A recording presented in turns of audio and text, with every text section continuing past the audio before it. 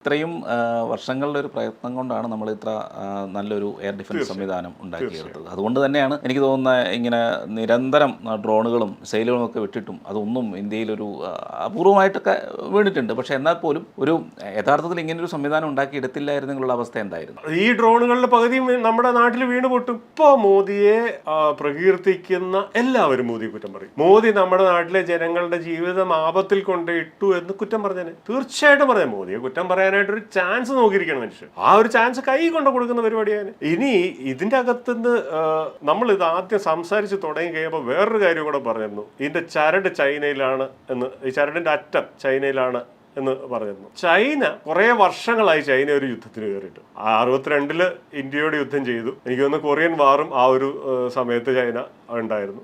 അതിനുശേഷം ചൈന യുദ്ധത്തിന് പോയിട്ടില്ല. ചൈന ഒരു ബാറ്റിൽ റെഡി രാജ്യമല്ല. ഇന്ത്യ ഒരു ബാറ്റിൽ റെഡി രാജ്യമാണ്. നമ്മൾ യുദ്ധം ചെയ്തുകൊണ്ടാണ് ഇരിക്കുന്നത്. താങ്ക്സ് ടു പാകിസ്ഥാൻ ആണ് നമ്മളെ ആ ഒരു ബാറ്റിൽ റെഡി ആക്കി വെച്ചിരിക്കുന്നത്. ഇപ്പൊ നമ്മൾ അടിച്ചാടി ഉറി സംഭവം കഴിഞ്ഞപ്പോൾ ഓങ്ങി വെച്ചിരിക്കുന്നതാണ്. അതാണ് ഇപ്പൊ തല്ലിയിരിക്കുന്നത്. സമയമെടുത്ത് സൗകര്യമെടുത്ത് നല്ല പോലെ തയ്യാറായിട്ട് പോയി ഒറ്റയടി വെച്ചു.